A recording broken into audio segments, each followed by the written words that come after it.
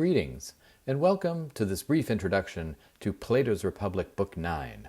I'm Keith Whitaker. Book 9 completes the assignment that Glaucon and Adeimantus gave to Socrates in Book 2, to prove that, despite appearances, the just life is happier than the unjust life. If Book 10 had been lost, readers might have understandably assumed that the end of Book 9 was the end of the Republic. Book 9 falls neatly into two halves. In the first half, Socrates completes the account of the worst regime, tyranny, and the worst soul, the tyrants, begun in Book 8. In the second half, he completes the assignment mentioned above. He compares the worst soul and the best soul, and concludes that the just soul is far happier than the unjust, tyrannic soul. Now, at least to my eyes, Book 9 is an ugly book. Part of its ugliness is due to content. Its focus on the tyrannic soul, with its stress upon the unnecessary, largely erotic desires that beset the tyrant, making his life as bad as nightmares. Part of its ugliness is due to its arguments. When Socrates compares the just and unjust lives, he uses arguments that are amusingly bad. So bad, in fact, that Socrates must abandon them to deploy a grotesque image instead, an image of the human being as a sort of monster. Compare for a moment the end of Book 4. It too was a sort of conclusion. They had discovered what justice is, in the city and in the soul. They could not yet conclude that the just soul was best. They still had to examine the unjust cities and souls. But the standard for judgment was clear. Every part minding its business, devoted to the whole, integrity, in the microcosm and in the macrocosm. Everything ordered like a well-ordered city. No room for longing or lack, no room for philosophy. Eros fractures this order.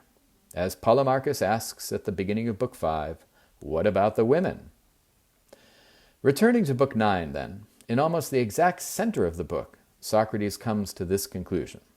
The happiest man is most kingly and reigns as king over himself. The most miserable man, being most tyrannical, most tyrannizes himself and the city. Notice that there's not an exact parallel between the two. The happiest man need not rule a city. Indeed, he cannot be happiest, ruling anything more than himself. But rather than dwell on ugliness, let's spend a moment with the very end of Book 9, because this is one of the most beautiful passages of the Republic. Why is it so beautiful? Socrates concludes the book by saying that the regime they have been discussing, the best regime, is perhaps, quote, a pattern laid up or dedicated or devoted in heaven. A pattern, of course, is something orderly, but more, it is in Greek a paradigma, a showing of the way. For there are so many ways in which the way goes wrong. That's the subject of Books 8 and 9, the ways that the way goes wrong. The thicket of wrong ways highlights the right way, and the showing of this way is the Republic itself. That's what is devoted at the end of Book 9, the whole book. And who are the devotees? The young men who sacrifice their political ambition at the altar of Socrates' philosophy.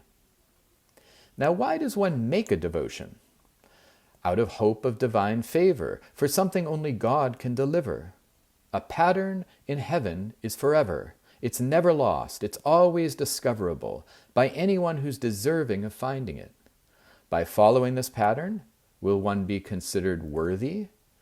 Will one somehow live on in this pattern or in heaven? Perhaps it is not a surprise, then, that the Republic does not end here, that it continues into Book 10, in which the subject is the divine. Now, this is all very nice, and it may be true, too. But there's another reason why this conclusion looks so beautiful. Because of what came before. The passions of the tyrant, the laughable attempts to prove that the philosopher's life exceeds the tyrant's life in pleasure of all things. The image of the man-monster. So much needs correction and chastisement in us human beings. In the shadow of all this ugliness, the pattern laid up in heaven shines all the more brightly, far, far away from lowly beings like us. Thank you for joining this brief introduction to Plato's Republic, Book 9.